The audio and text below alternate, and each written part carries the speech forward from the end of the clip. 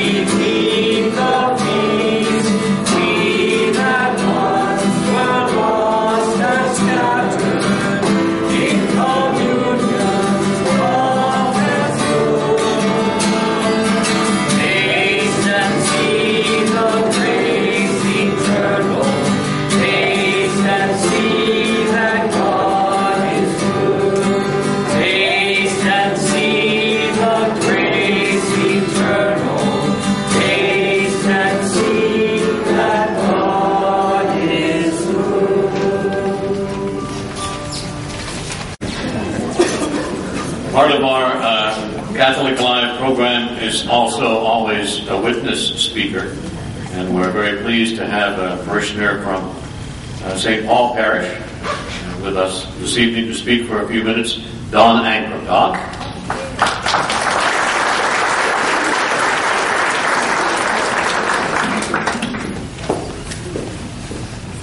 Well, this is a very nice evening because, and I'll touch on it later, but when I went through RCIA, there was a core team and one or more priests downstairs in Glen Hall at St. Paul.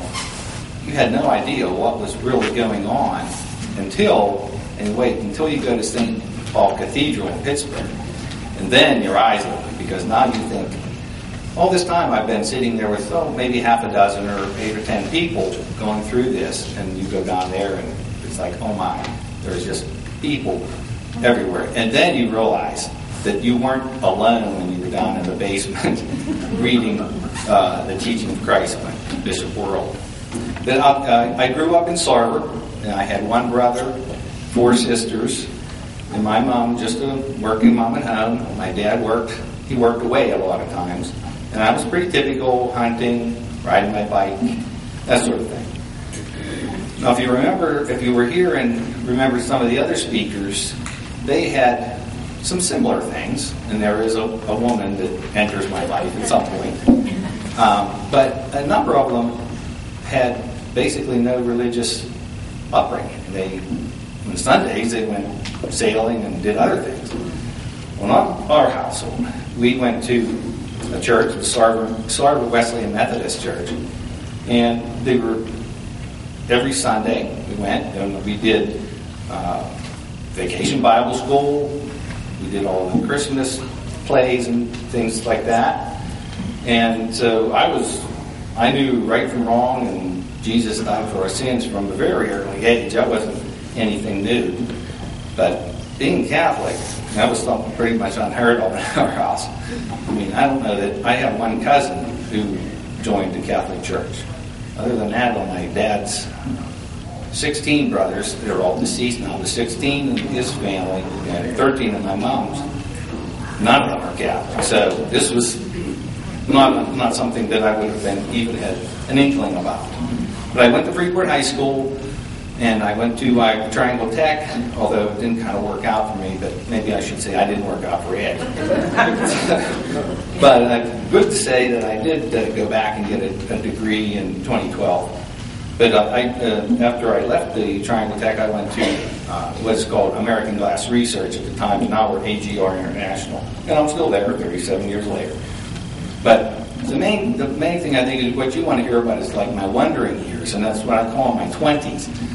I had a friend. In fact, I think there was another buddy. We had a big house up on the south side of Butler. And Lenny and I kind of started wondering. We would talk a lot of times. We just didn't feel like we were going anywhere. We both had church in our background.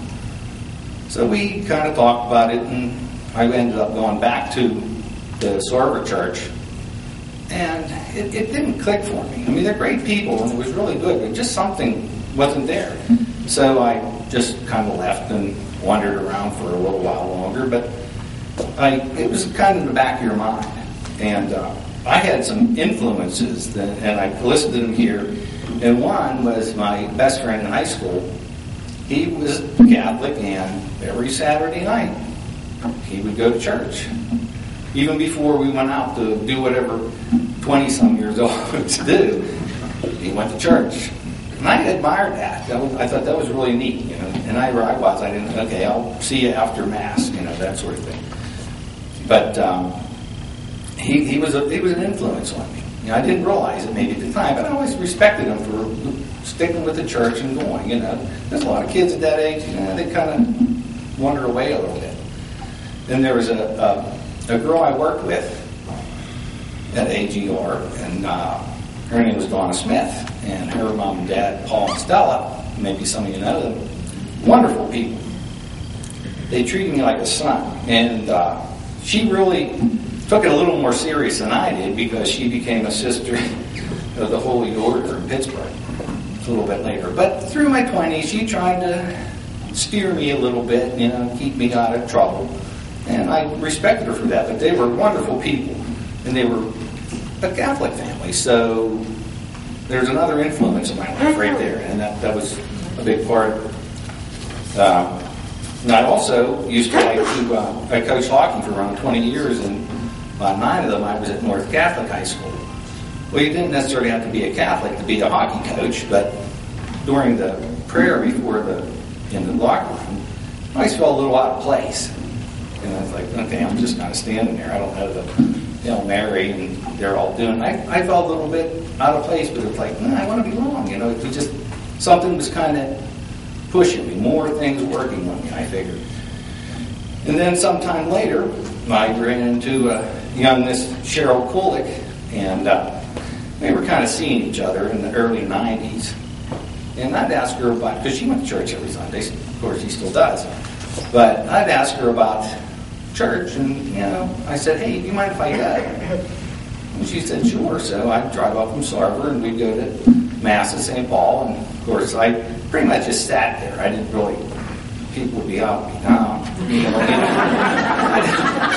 And I sort of felt like, well, I don't really know I don't know why I'm doing these things, so I'm not going to do them. But then eventually I thought, well, at least out of respect I should kneel and stand. So I started to.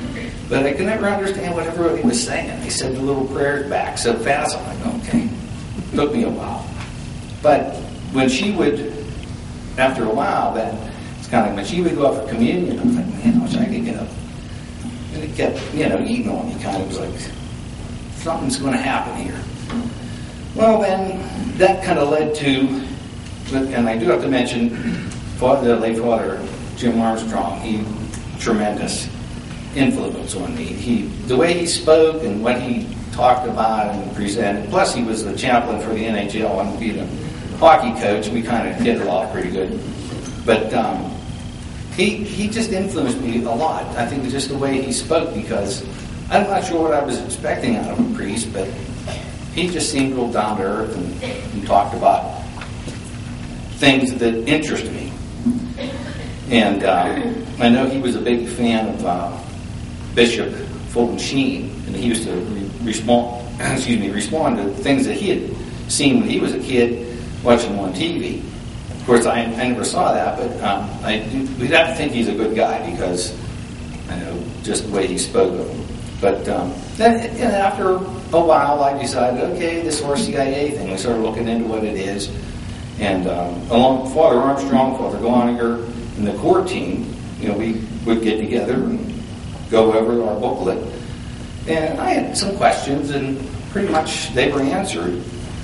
And I decided, okay, we're going to go through with this. I know when I started, there were a few other people who started for a while, and they seemed to be not open. They seemed to have their mind made up that this isn't for me.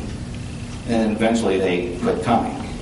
But I think if you go with an open mind and think, then you'll accept it. But I don't feel that this was a conversion for me. It was something there wasn't any different in what Catholics believe and what I grew up believing, really. I mean, the odd prayers and things of that nature, there are differences, but I felt like I belonged, So, in May of, actually it was Easter Sunday of 95, I went in full communion, and I ended up getting married on May 20th. And a lot of people will say, well, that's that nice, you converted for your wife. And it's like, that isn't the case. It's my journey. She was part of it, but it's my journey. So I didn't convert. I just joined a group of people in a church that I felt I belonged to. So if you're out there wondering if anybody, I presume most of you are Catholic, I know some of the RCIA people were, here, but follow your heart, follow the Lord, and you'll be all right. God bless you.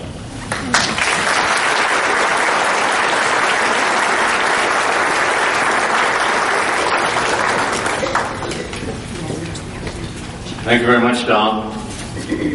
Wonderful, wonderful words. And it's a perfect example of how the whole concept of RCIA is not only our candidates learning throughout the process, but the rest of us in the parishes learning from them as well. And we do, especially those of us who meet with them every week. And I learned a little bit from your comments. That's wonderful. Thanks. Thanks, Tom. I'm sure that I speak for most everybody in our parishes. My parish, St. Paul and St. Michael the Archangel and St. Peter. When I say that I look forward to hearing the homily from Father Kevin, and I much look forward to hearing him tonight. He's our main speaker. He's going to speak on the subject of the sacrament of reconciliation. Father Kevin Fazio.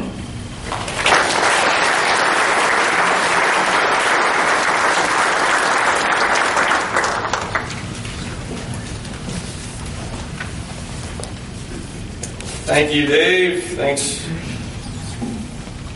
to everybody for being here tonight. It's so good to see so many folks and some new faces as well. I know I sent out special invites for this night and for our next session as well to all the couples whose weddings I'm doing this year. To try to really reach out to the next generation of Catholics to come on up so that they can pass the good news down to their children and then their children. So really trying to capture the entire dynamic of our entire community here as well. I'm going to start off with a reading from the letter of St. James, which actually touches on two sacraments. Is anyone among you sick? He should summon the presbyters of the church, that's the priests, and they should pray over him and anoint him with oil in the name of the Lord. And the prayer of faith will save the sick person, and the Lord will raise him up. If he has committed any sins, he will be forgiven. Therefore, confess your sins to one another, and pray for one another, that you may be healed.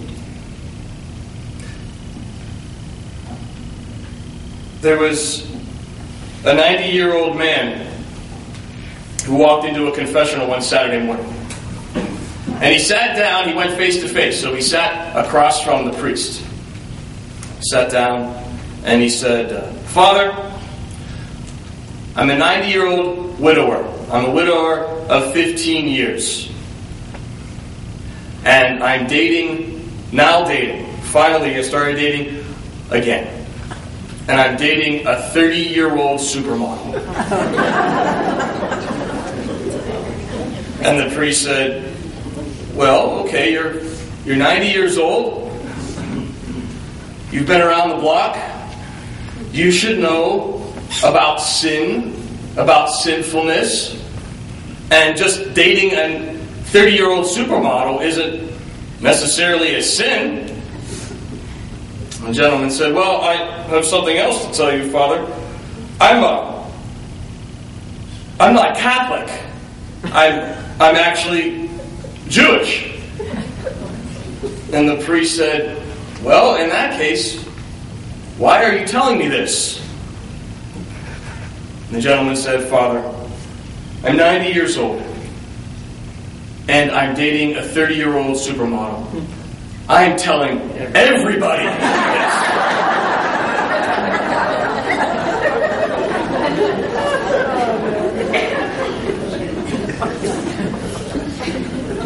The last talk I gave here was on finding humor in the spiritual life. I would love to be up here and tell jokes for 35 minutes again and have that same kind of atmosphere that we had, but it's not going to be exactly that funny this time around. But hopefully we'll be able to interject some humor as we go along this evening as well. As I continue to prepare for this, as I started and continue to prepare for this evening, it was daunting, and I actually mentioned it in some of my homilies briefly, because of numerous reasons. This subject matter is quite complex. The sacrament of reconciliation is quite complex. I mean, heck, it doesn't even have one name. Right? We call it reconciliation. We call it penance.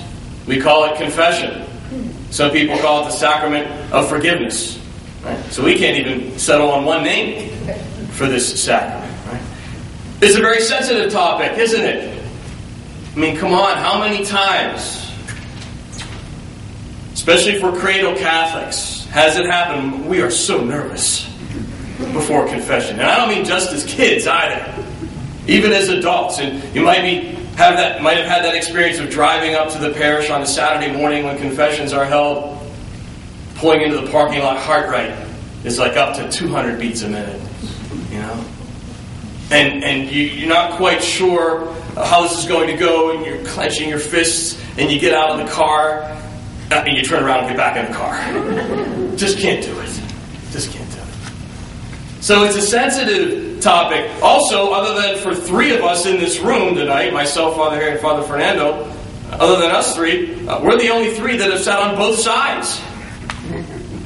Right? Of confessee and confessor. And to try to disclose information to you, I have to be very, very sensitive. Very, very sensitive. Unless you want me to come out and tell you all about her here in front. Wait for the lightning bolts. It's tough because the sacrament too is so often misunderstood. Perhaps even misused. Perhaps unused. Or underutilized. Renee Pivison just said to me beforehand that she's interested in coming here this evening because basically what she learned about this sacrament was in 2nd or 3rd grade. And that's it. And oftentimes, as a priest, I can tell you, I've heard confessions, Father Harry's been around longer and Father Fernando than me as far as in priesthood, that they're from 80-year-old people, but they sound like a 3rd grade confession. And that's not entirely the fault of the person who's confessing. The church has failed over the years, in many ways, to properly educate people in this area. So that's one of my objectives this evening. The immensity of information on this sacrament is incredible. There are classes that are instructed on this. Semester-long classes, year-long classes. And I think what's most difficult for me about this is that those classes that I took on this sacrament, I couldn't find any of my notes. So I had to start afresh. So I suppose my objective this evening is really based on where you are this evening. Where you are in your own spiritual life, spiritual journey. And it's different for each one of us in this room. So, for some of you, maybe you will come away with this evening with a clear understanding of what the sacrament of reconciliation is all about. Or maybe for some of you, it will kind of whet your appetite to learn a little bit more about this sacrament. Or maybe for some of you, it will encourage you to return to celebrating this sacrament. Whatever it might be, ultimately, the goal of any sacrament is to help get souls to heaven. So if you will bear with me while I go through this presentation, hopefully by the end of the evening, your question won't be, why do I have to confess to a priest? It will be, why not confess to a priest? I've kind of broken this down into 3 sections. The first opening section, I want to discuss a little bit about the human person, about the psyche, about who we are, what makes us human beings, human nature. And then go into a little bit about the sacrament itself and the history of the sacrament. Now, I'll keep that really brief, because history can be really boring. So I will try to take 2,000 plus years and put it into 2 minutes. Right? 2 minutes. And then lastly, kind of go into how do we approach the sacrament? How do we approach walking into confession? And then within the confessional itself, without disclosing too much about Herb Nickel.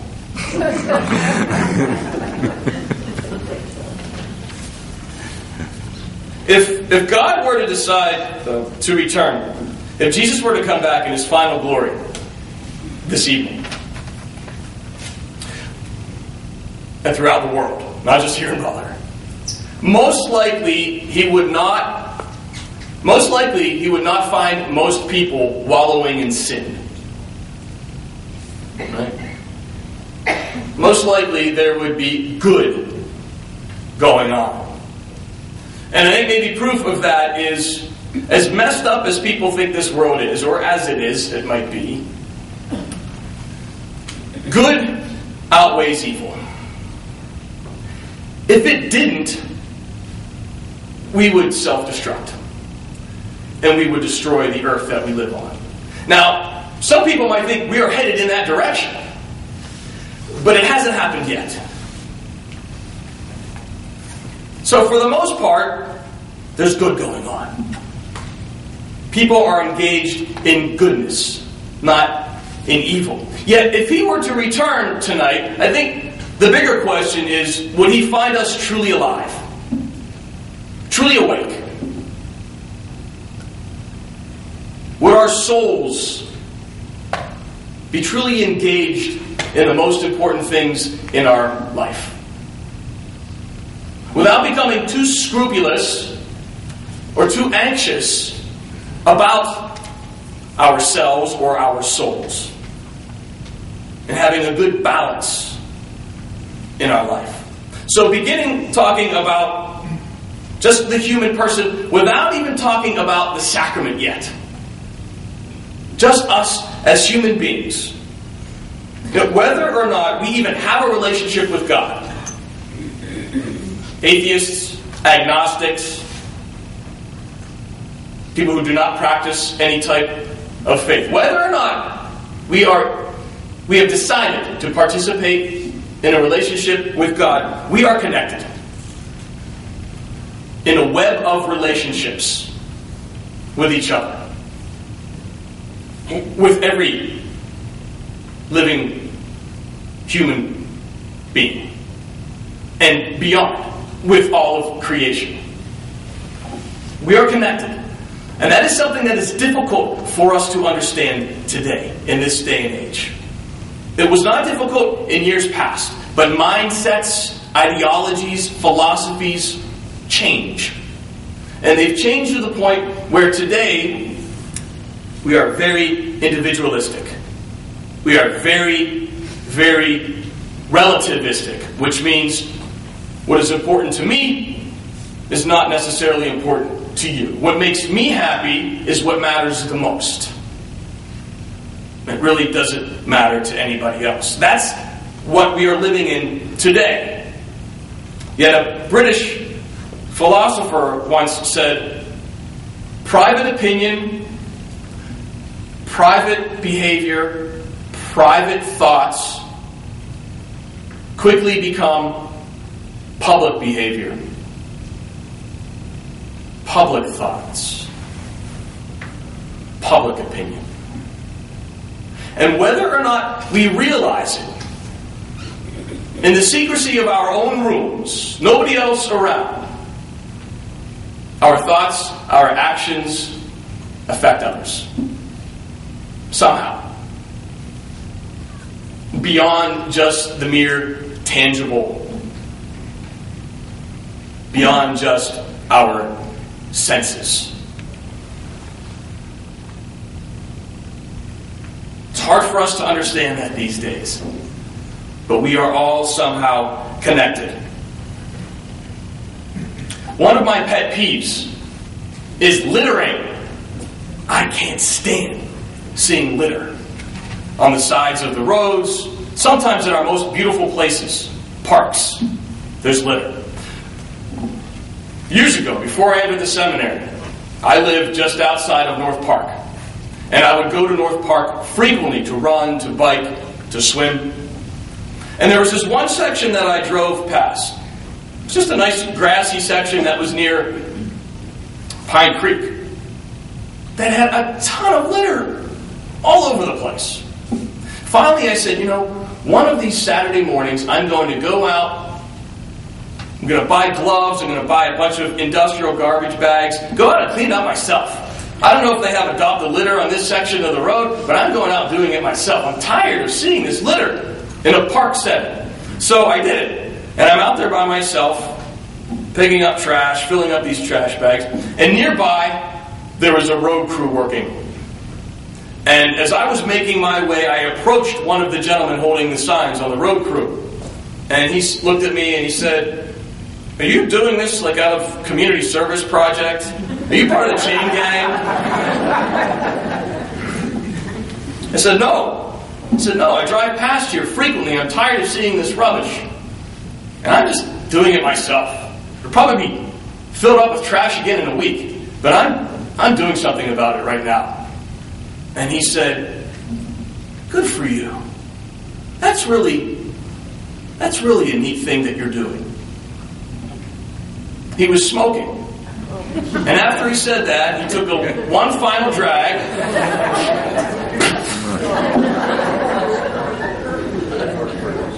He didn't do it maliciously. He didn't even know he was doing it. He flicked it right past me and landed at me. I was like, "Dude, what are you doing?" Oh, I'm sorry. I said, "Don't worry, I'll get it." Picking up enough stuff. Just a little example. We don't even know how connected we are and how our actions and our thoughts affect others. Sometimes right in front of each other. Right? So whether or not we want to admit it, there is a dark side to human nature. Dark side sound like Star Wars. Yeah. There is. There is something about human nature that no other creature experiences. And two things called conscience and guilt play into that dark side. That when we do mess up, we know it. And that when we do mess up, we have a yearning to clean things up. So after we mess up, there's this process called confession. Again, we're not even talking about the sacrament yet. Simply talking about repairing what we damage. That there is indeed a human need to confess to others whatever went wrong. Because it's part of a healing process.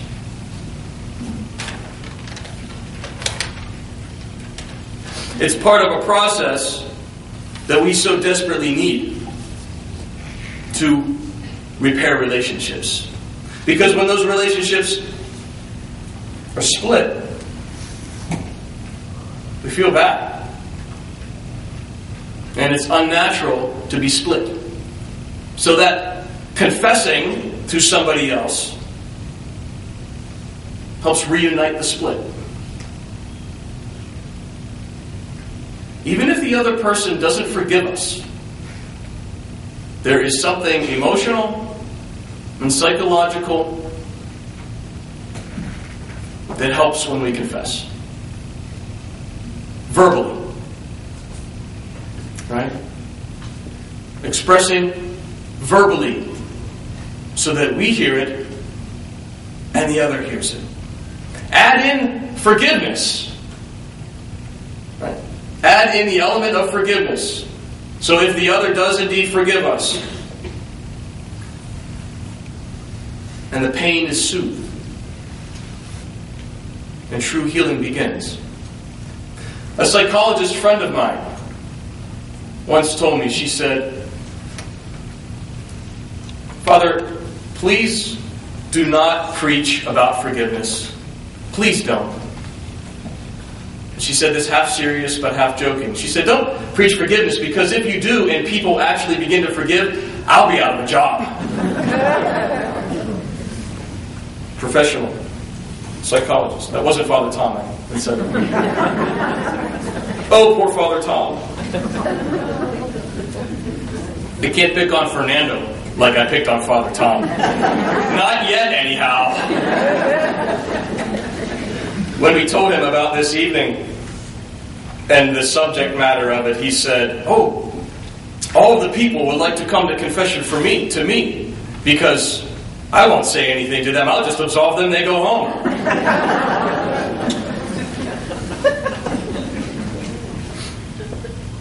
I'd like to move into talking about the human soul. The human soul, and now a little bit about sin.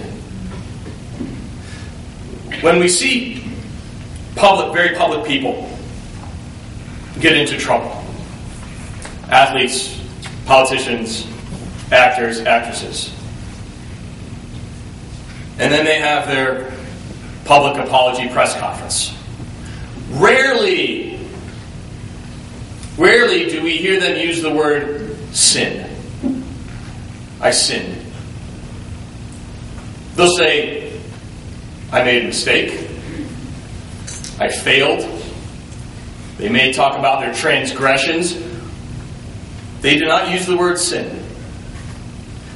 Although I think, and I'm not a Tiger Woods fan, never was, but when he got into a big mess with his life a few years ago, at his press conference, he did use the word sin. Now, that was probably his publicist writing that. But he chose to use the word sin, that I have sinned, and I need forgiveness. I don't know if he's converted, changed his life around, truly, but he did indeed use the word sin. Because sin indicates something deeper than just a mistake, doesn't it? Sin means being out of relationship with our own selves, with humanity, with others, and with God. The definition of sin comes from the Greek word hamartia, which means missing the mark. Archers, that's where they got it from. The Greeks were good archers. We're in the Winter Olympics. Not Summer Olympics, but archery. They would miss the mark. Hamartia. And that word then developed into the concept of sin. We miss the mark. When we sin, we miss the mark of our full potential as human beings. We miss the point of what it means to be truly alive.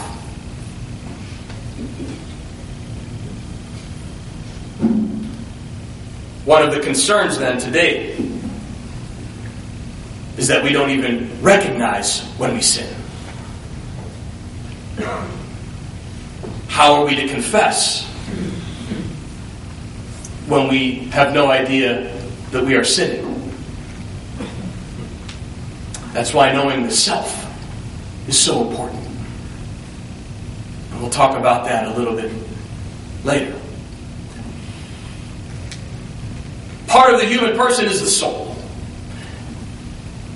And like any other part of who we are, the soul needs maintained.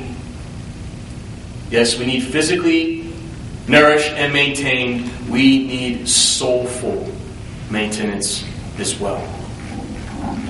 I'm going to read a portion of this book from a Jesuit priest. Again, I'm a big Jesuit fan, named William O'Malley. Talks about the soul awareness. Even on a strictly this world level, starving the soul is self-impoverishing, because the soul is the self. The soul is who I am. No one sees me, only my body.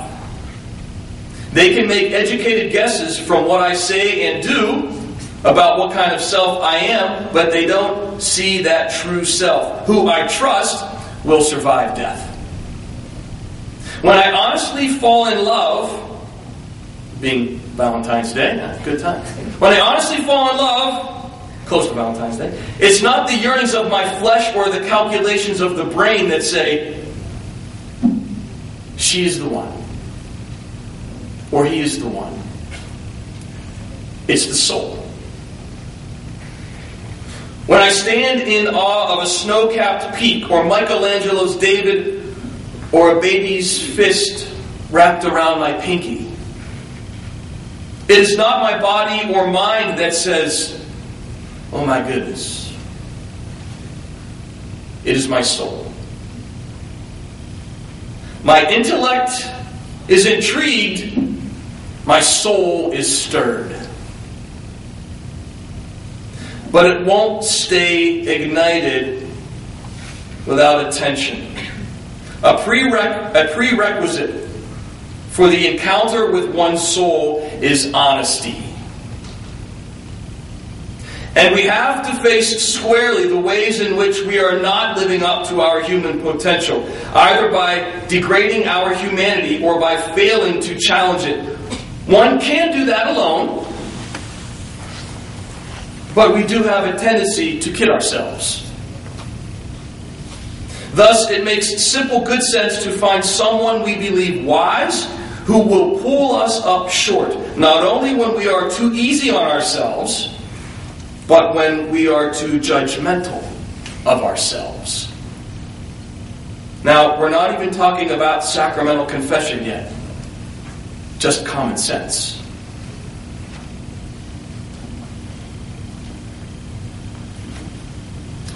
One of the major players in the sacrament, the development of the sacrament of reconciliation, is St. Thomas Aquinas. And one of the famous things that he said was, grace builds upon nature. Grace builds upon nature. Grace, the love of God, builds upon our nature as human beings. And part of our nature is being sinful. So if part of our nature is being sinful, and grace, God's love, builds upon nature, interestingly enough, there must be some virtue in our imperfections. Think about that. There must be some virtue in our imperfections, O'Malley says here. Since God made us imperfect. And God must have known what He was doing. Perhaps God made us that way so we could grow, evolve ever so slowly into the kind of person Jesus was.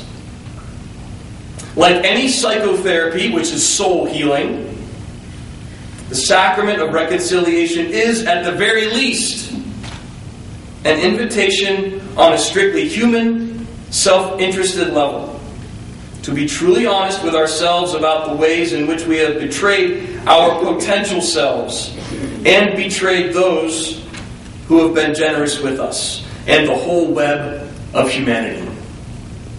Beyond that, more profoundly, the sacrament of reconciliation is a way of apologizing to God for abusing the gifts of life and of freedom. The gifts that God freely gives us. So moving in to the sacrament. The history in 2 minutes. All sacraments are organic. They're living, they're developing, continuing to develop. They've changed, and they have the potential to change the way that we enter into the sacraments. And when we think about it, they have to be. Right? There's no way that after Jesus rose and came back, that His closest apostles would say, hey, we know the 7 sacraments, we're good. No. Theology develops. The study of God develops. Sacramental theology develops. So it wasn't until the 12th century that the Church officially declared 7 sacraments.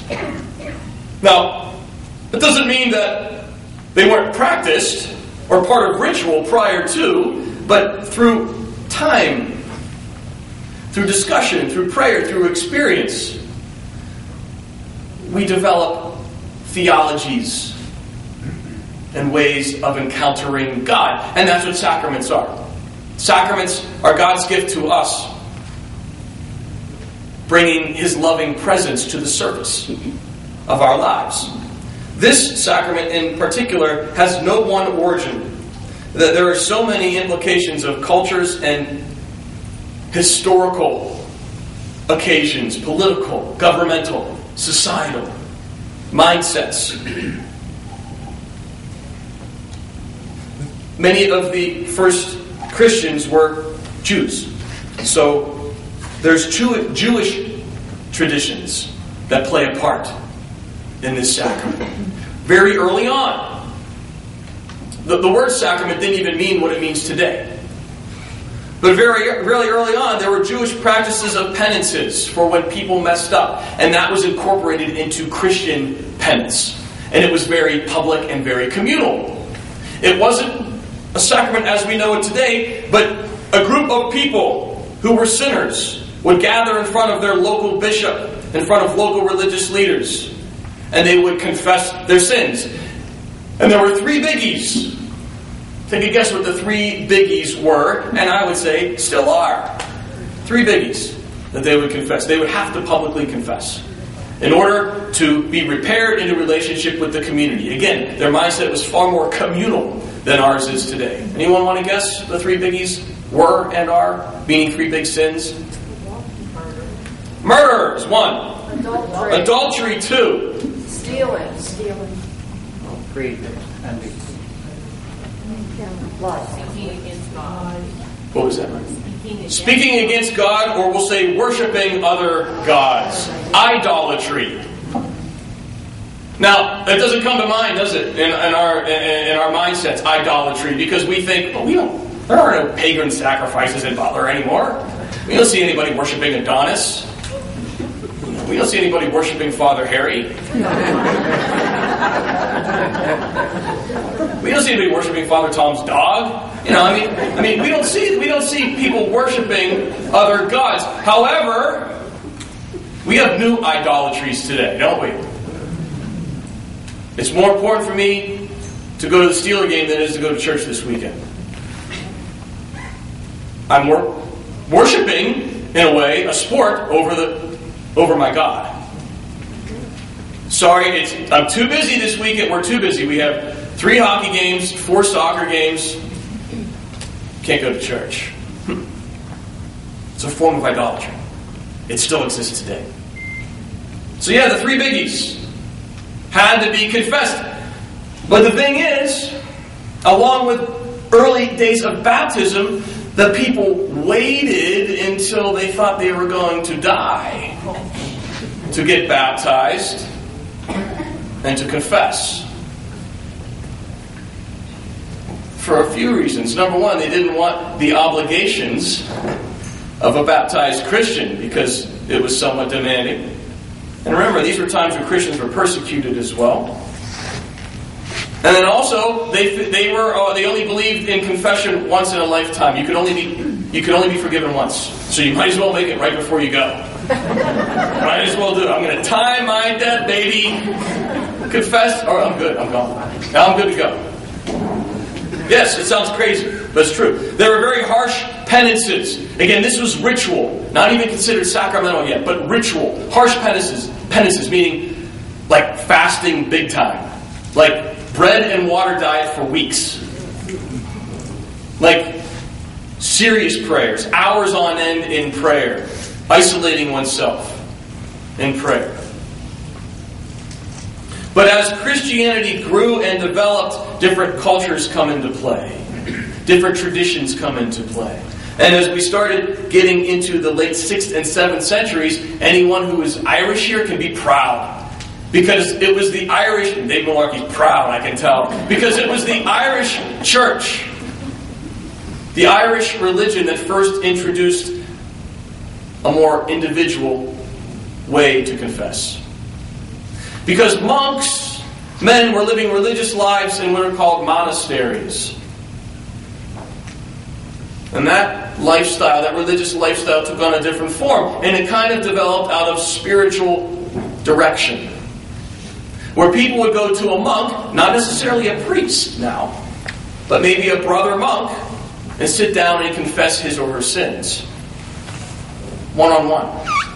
Now, that doesn't mean that the communal way of confessing was abolished. No, that still was going on. And that's why church leaders in the world had to come together, a number of reasons. Why they would come together every once in a while and sit down in what are called church councils. Now, as soon as that word comes up, people start going to sleep. So I'm not going to go into church councils here. But a church council, the most recent one being Vatican II. Yeah. Or where church leaders come together to discuss, to pray, to hash out theology, the study of God. So throughout time then, this is discussed. And by the middle of the 12th century, as I said earlier, all 7 sacraments are firmly established as part of church canon, church law. The role of the priest in confession came into play around the 8th or 9th century in a very real way, as the sacrament of priesthood developed. So what is the role of a priest? What are his responsibilities? What can and cannot he do? Had to develop as well. So the sacrament of reconciliation is closely tied with the sacrament of baptism, as we talked about briefly, and now tied in with the sacrament of holy orders, priesthood, and they need time to develop. Interesting, though. The priests of the time, regarding the sacrament of confession, were on their own. If you mess up, oops, can't confess. You're the one that's supposed to hear the sins. You can't go to anybody else. Thank God that changed. For me, for Father Tom, big time.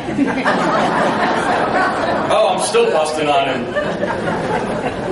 No, the priest was on his own. That's crazy. He was on his own. Meaning, he couldn't go to confession.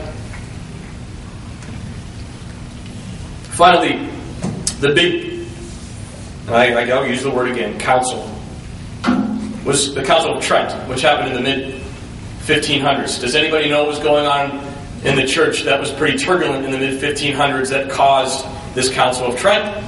The Protestant Reformation.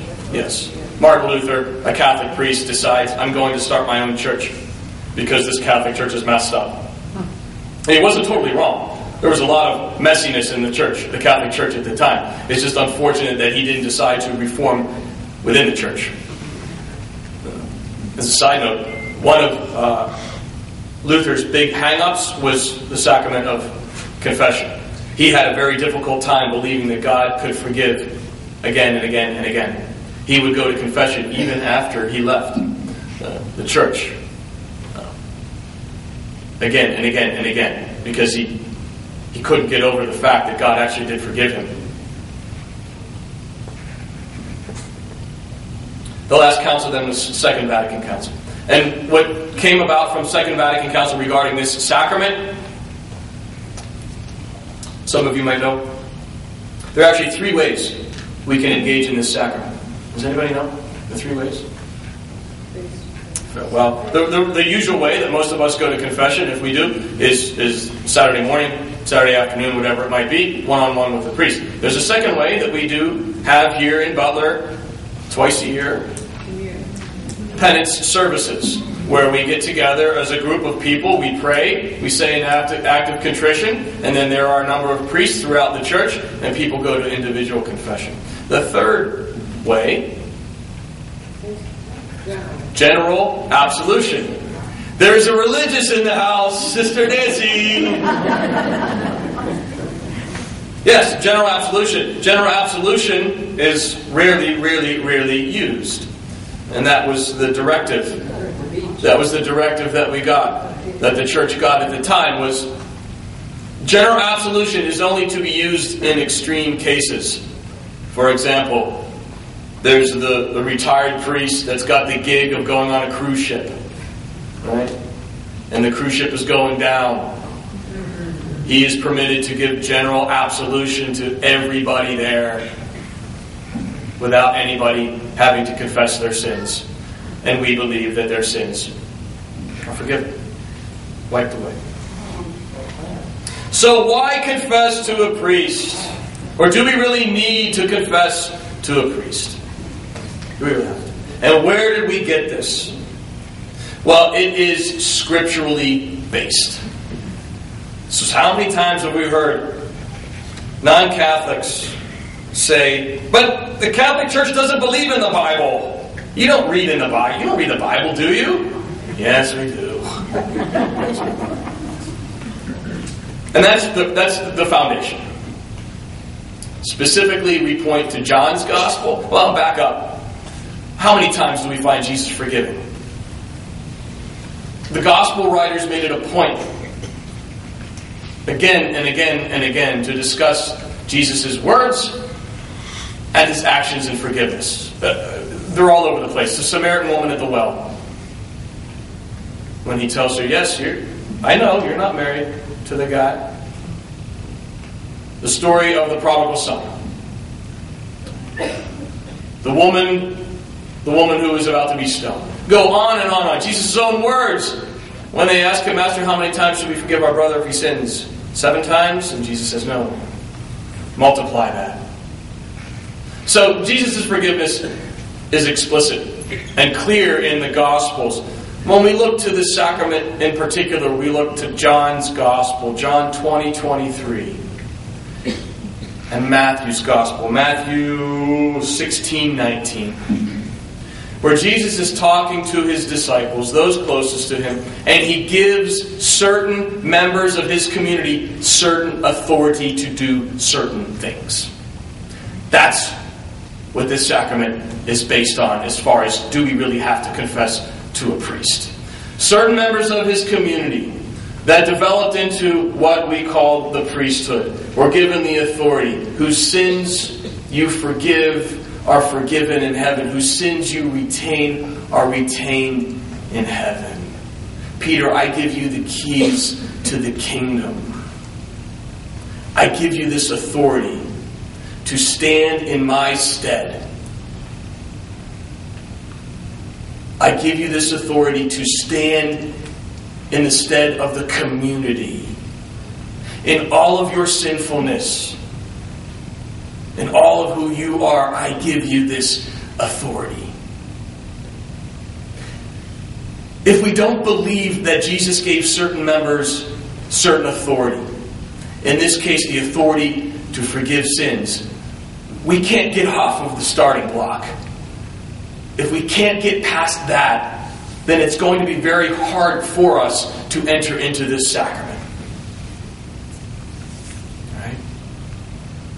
So it is putting a trust in the church teaching throughout the years, a trust in the men who are ordained priests, a trust ultimately in the words of Christ himself. One non-Catholic, whose work I read, recently said, there is no spiritual life without confession. No spiritual life without confession.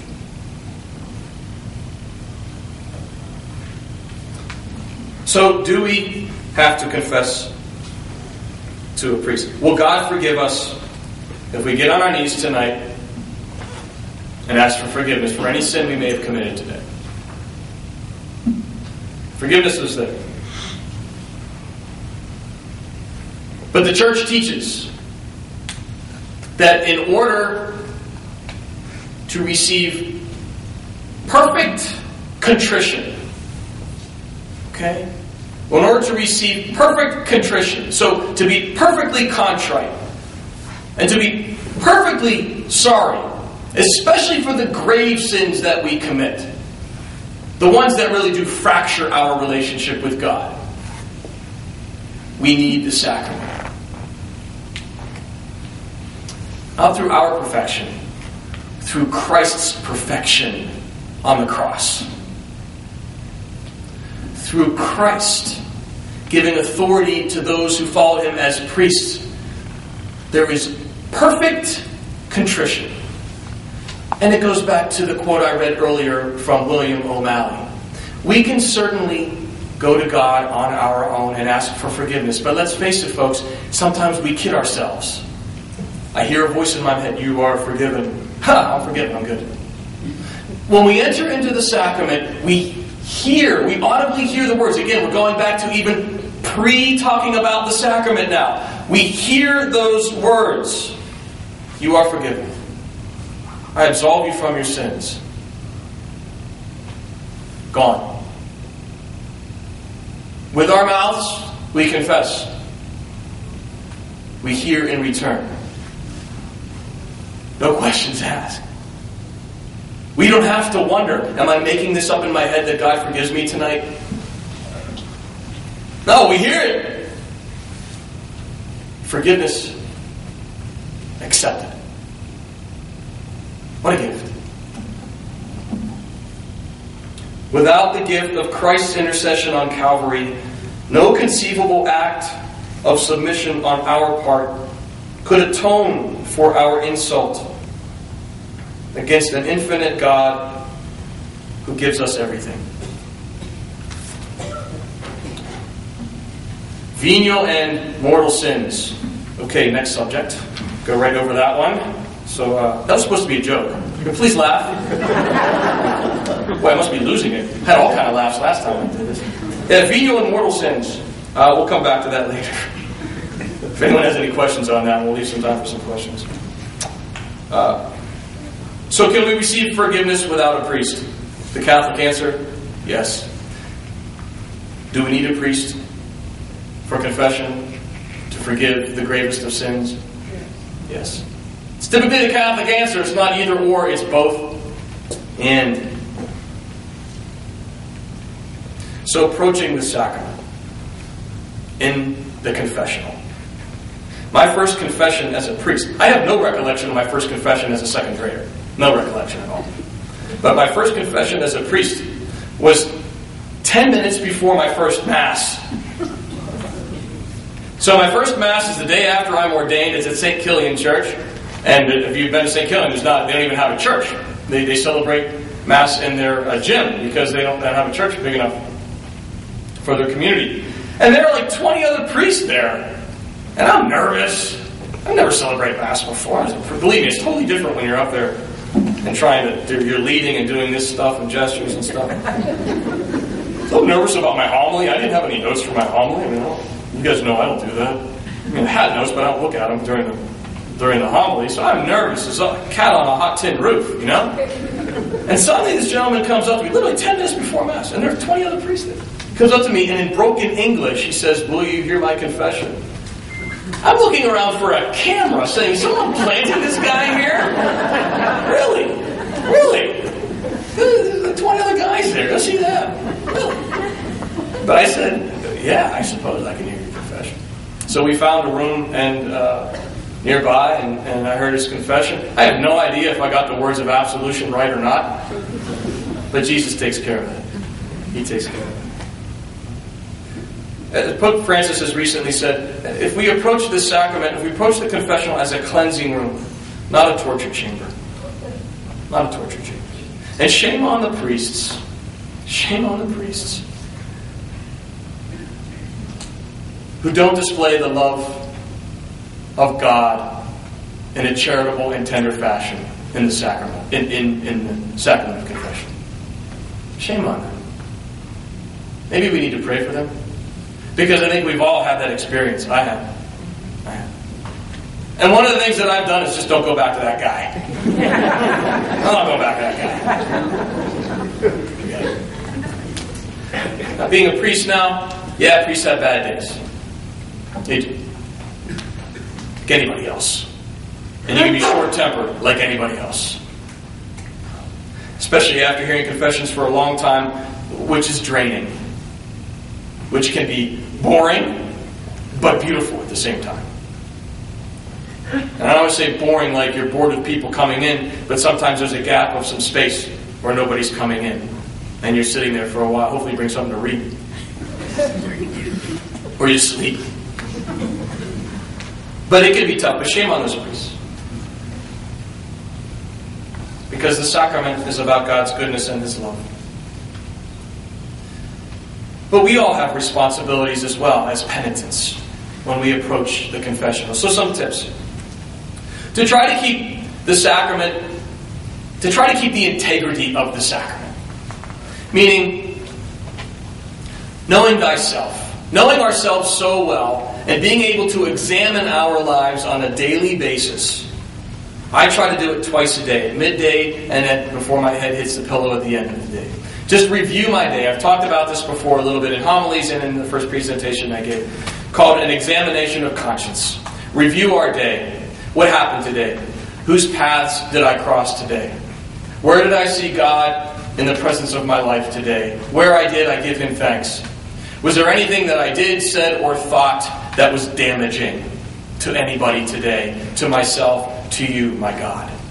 And if I did, I ask for forgiveness right there and then on the spot.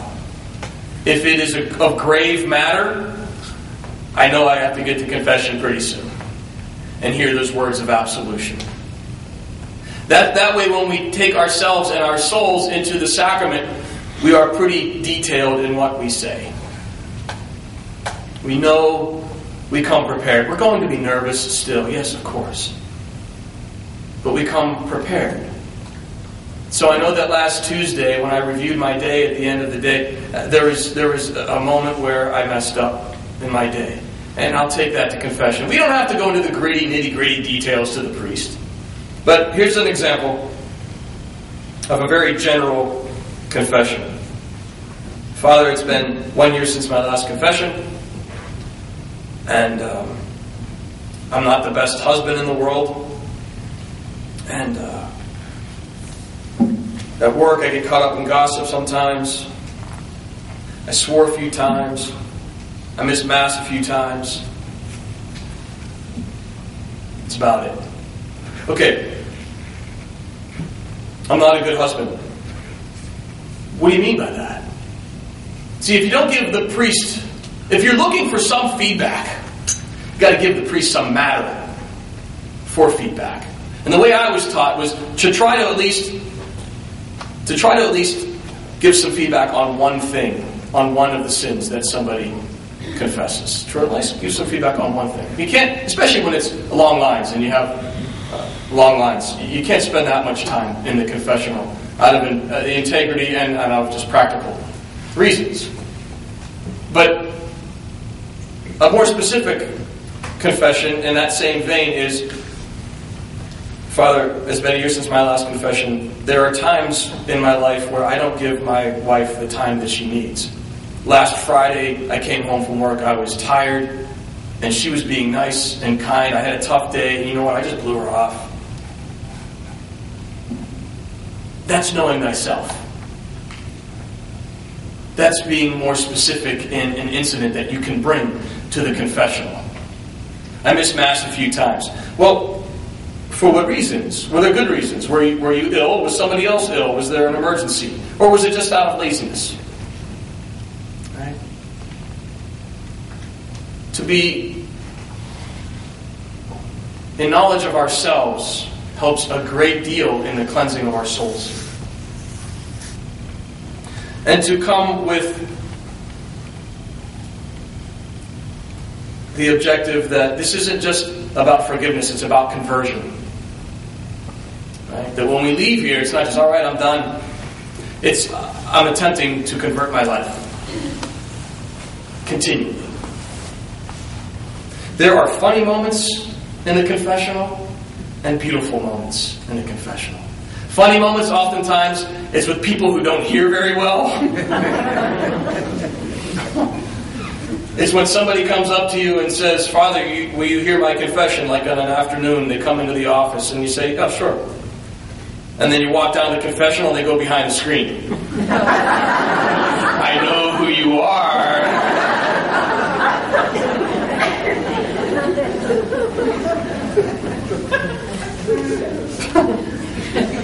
Oh, I wish I could go into details with you.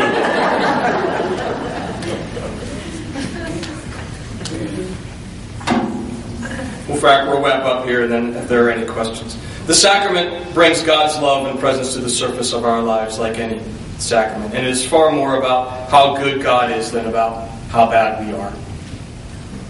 It's an opportunity to receive the power to transform our lives through God's forgiveness. to experience God's loving embrace, and to appreciate just how good we are with the grace of God. There's an old Jewish story of a rabbi whose son runs away. And as he's running away, the father yells to him, "Son, come back." And the son says, "Father, I can't come back." And the rabbi says, "Son, well then come back halfway, and I will come the other half." And the son says, "I cannot come halfway back, Father." And then the rabbi says, "Well then come back as far as you can, and I will come the rest of the way."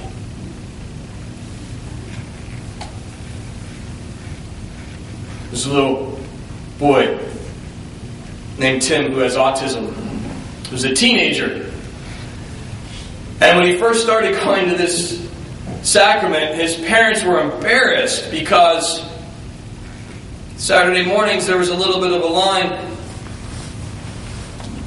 And when he would come out of the confessional, he would be like, "Yes! I received God's forgiveness!" And he would go up to people in line, "Give me a high five!" Now, they just let it go. Because that's what it's all about. Are there any questions that we have? I'm sure this topic could elicit a lot of questions, and I didn't even get to a lot of the stuff I would have liked to have gotten to, and we're kind of running late as it is. You've missed the first 3 curling matches already. Any questions? I'd be glad to answer them the best that I can. Well, there have to be some questions about this sacrament. Everyone's just too shy to ask. Well, in that case... Kevin, Yeah. how about the venial sins, the mortal sin? Do you have a definition? No, but somebody else does. That I think is an excellent definition. If I can find it.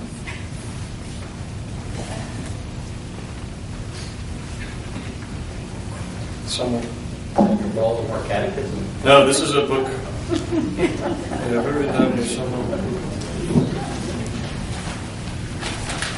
See, good thing I have notes. If I ever mess up in a homily, I just try to ad-lib. I can't ad-lib tonight. Page 204.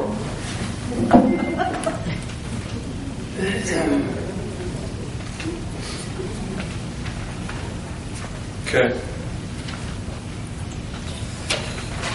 Venial sins. Thus, we need to acknowledge explicitly the many ways in which our general sinfulness is forgiven, and not be afraid to use rituals specifically designated for the forgiveness of general, daily sinful acts that are part of the lives of the whole people of God. Such rituals range from the penitential rite at the beginning of Mass. Lord have mercy, Christ have mercy, Lord have mercy. To the specific communal rites of penance that we may use at important times of the year. Advent, Lent.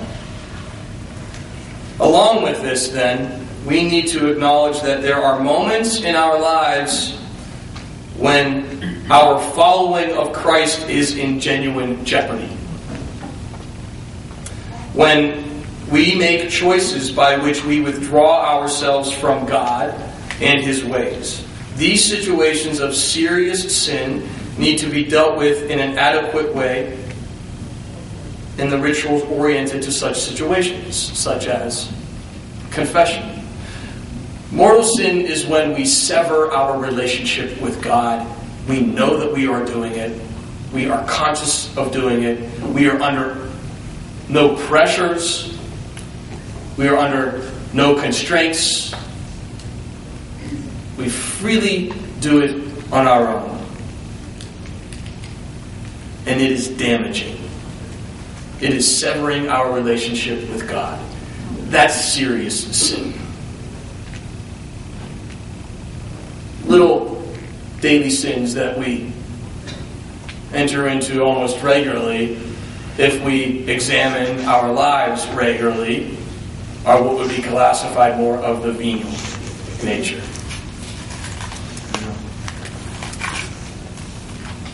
I got impatient at the red light today. People say I swore. Now, swearing is silly, not necessarily sinful. It becomes sinful when it's damaging to somebody. Right? Swearing technically is using God's name in vain. That's what swearing is. The rest of the other words that we make up that could be considered swear words, but it's more silly, unnecessary, silly. Not necessarily sinful unless it's directed at somebody. Anger is not necessarily a sin. It's an emotion. But if we get angry, it can turn into sinful behavior if it is damaging to somebody else. You see in our society, what used to be a mortal sin is now a venial sin. I think it's just more general. People don't even acknowledge sin itself. So it's not just the gravity of sin, it's sin itself. And along with those lines. Gone are the days of long lines Saturday mornings, although we hear a decent amount of confessions here in Butler. But gone are the days of the long lines, white-knuckled, sweaty, all nervous about telling me. Which is good in some ways. But in other ways, the sacrament needs to be revitalized because it's underutilized right now. I've heard some incredibly powerful confessions as recently as last week. Out of the blue. And sometimes people engage in it very emotionally. Other times it's more intellectually. It depends upon the person. Everybody's different. But extremely powerful confessions. I usually offer the opportunity for people to go to confession at the end of wedding rehearsals that I do, which gives a good opportunity. And I've heard some beautiful confessions. People who haven't been to the sacrament for a long, long time, and suddenly they say, wow, now the opportunity's right here, and I'm going to do it because I'm the maid of honor, the matron of honor. And I'm getting married myself in a few months, and I'm really glad that I have this opportunity. Yeah, John. What exactly is blasphemy against the Holy Spirit? And is it true that the unforgivable sin? Yeah. I prepared for that question, actually, so I'm glad. The unforgivable sin is complete self-enclosure. So going back to what we talked about earlier on, it is saying, I am everything. Everything revolves around me. There's nothing else in the world. I don't have an effect on anybody else. I'm not important to anybody else. Therefore, I have no need. At least in my mind and in my heart, I have no need of forgiveness. So how can I be forgiven if I have no need? So it is complete self-enclosure. At least that's the best description that I've heard to this point. And it came from that book that I quoted, actually. If you commit a mortal sin without knowledge that it's a mortal sin, does that make it venial? If you don't know it's a mortal sin? But you said you have to have knowledge of it. If you are unaware, to no fault of your own, you can't be held culpable or responsible for it. To no fault of your own. And along the same lines, if someone desires the sacrament, they did mess up, and they messed up gravely. There's no priest around. That happens in portions of the world. Priests aren't around that much. We're lucky. We're spoiled here in this part of the world. And they die. Are they in big trouble? I mean, the church teaches you have to confess to a priest and receive absolution in grave mortal sin. No, God's love trumps everything. God is bigger than the sacraments. God is bigger than church. But God gave us the sacraments, and He gives us church for us, not for Him, for us. He's self-sufficient. We are not. God's love trumps everything. that He gives us these great gifts to take advantage of while we enjoy the great gift of life.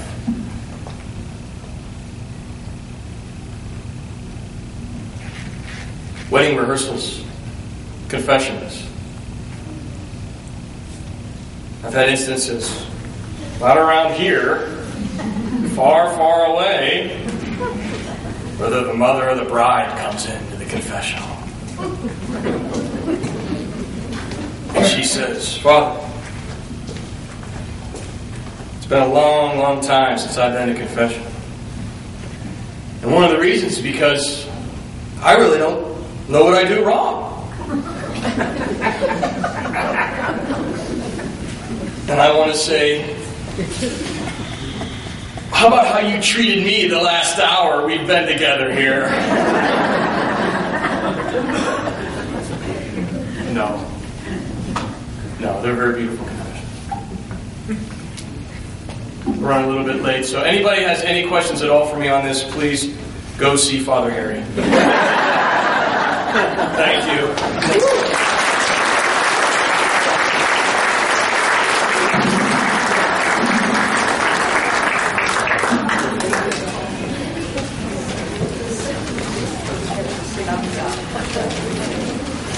I always feel like it's tough to continue to pick up at our speakers. I always feel like I need a couple of moments of reflection. Just to mull over some of the stuff we hear. And we can do that later. That's for sure. I take copious notes at these events. If you missed any, they're for sale.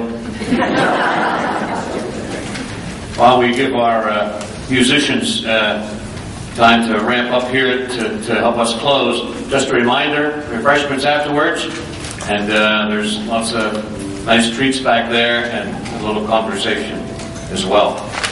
Next month, we shall do this again. March 12th is the date, and our speaker next month will be Deacon Steve Byers, and the topic will be the importance and the vitality of marriage in the church and in society. So bring a friend, and we hope to see you again. Please stay around for a bite to eat. Grab your song sheets as we close with music again from Jamie and John and Jordy. Thanks for coming, and safe home. Let's sing a joyful song. Number 3.